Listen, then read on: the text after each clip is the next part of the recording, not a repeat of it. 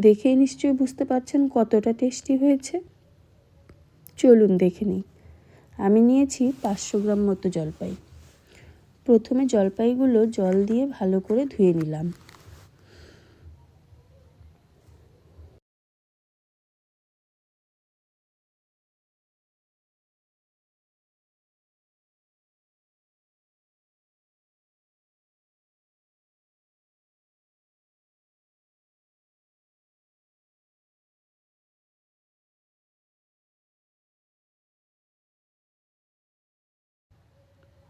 তারপর ডাঁটিগুলো ফেলে আমি জলপাইগুলো এক এক করে কেটে নিলাম।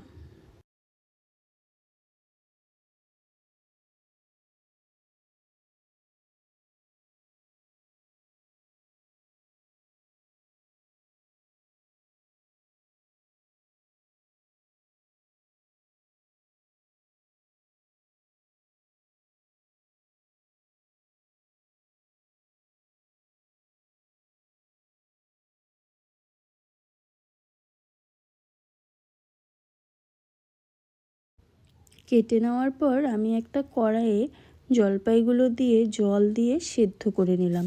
সেদ্ধ করার সময় আমি তার মধ্যে সামান্য পরিমাণ লবণ আর হলুদ দিয়েছি।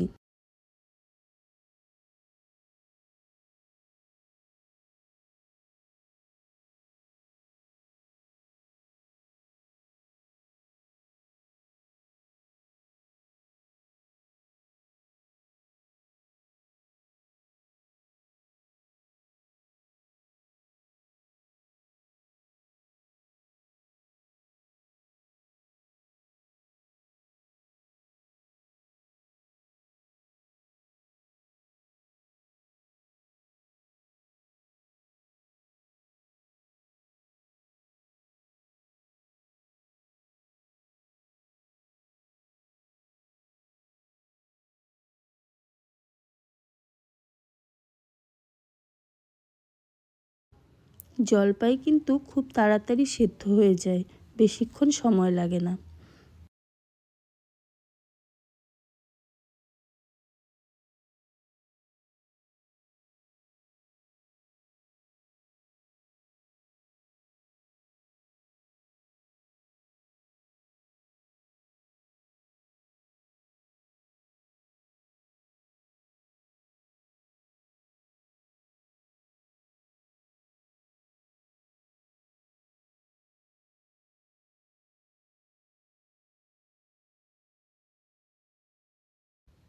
সেদ্ধ হয়ে গেছে, এবার আমি জল থেকে তুলে নিয়েছি।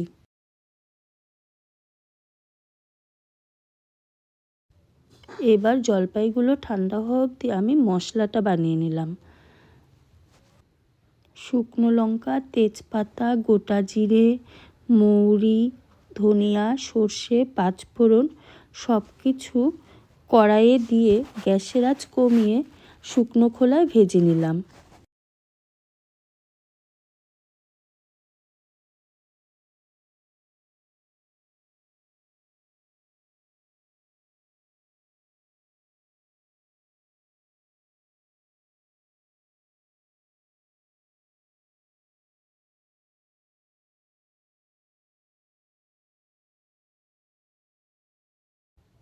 শুকনো খোলায় ভাজার সময় আপনারা সব সময় গ্যাসের আঁচ কমিয়ে নেবেন।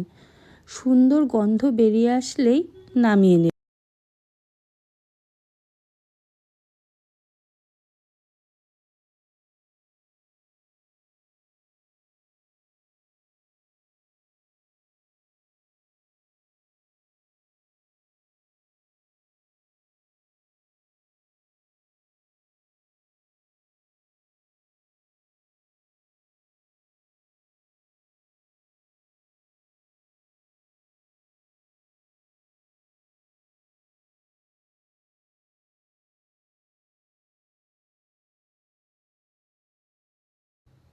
এবার আমি একটু ঠান্ডা করে মিক্সার গ্রাইন্ডারে গুঁড়ো করে নেব।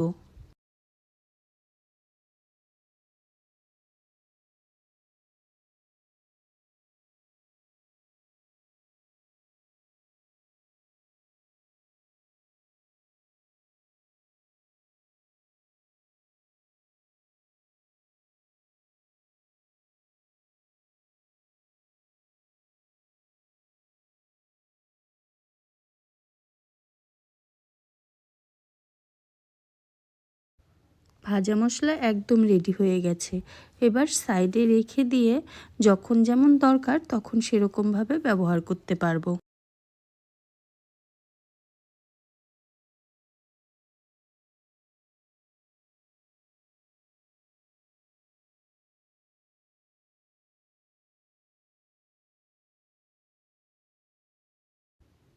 এবার জলপাইগুলোকে হাত দিয়ে ভালো করে ফাটিয়ে মেখে নেব। খুব বেশি কিন্তু মিক্স করব না।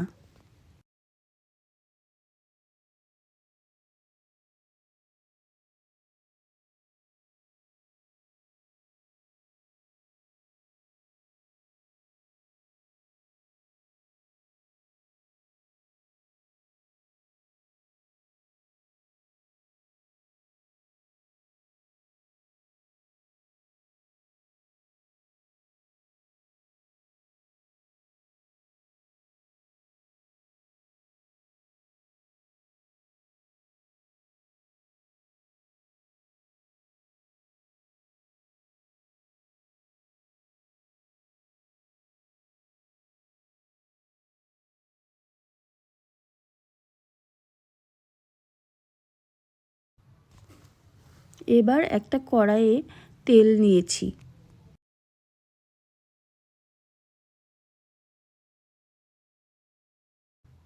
আপনারা কিন্তু অবশ্যই সর্ষের তেল নেবেন, অন্য তেলে আচার হয় না। এর মধ্যে ফোড়নে কিছু গোটা জিরে, শুকনো লঙ্কা আর 5 ফোড়ন দিয়ে দিলাম।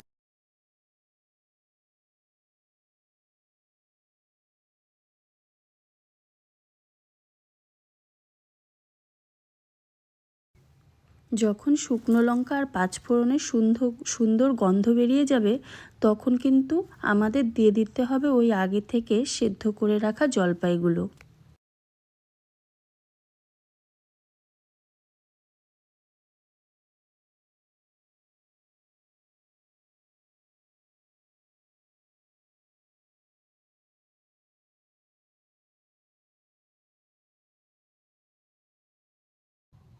সব জলপাইগুলো দিয়ে দিয়েছি।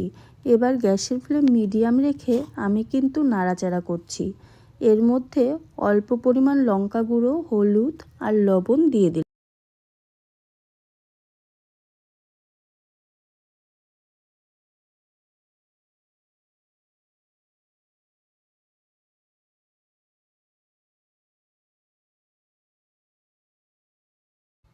শুকনো লঙ্কার গুঁড়োটা আপনারা যেমন পছন্দ করেন তেমনই দিবেন। আমি কিন্তু এখানে খুব সামান্য পরিমাণই দিয়েছি।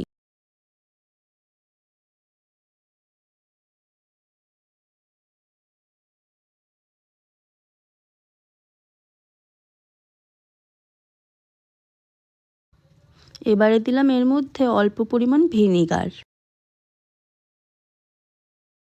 আর দিয়ে দিলাম 2 চামচ পরিমাণ মতো ভাজা মশলা।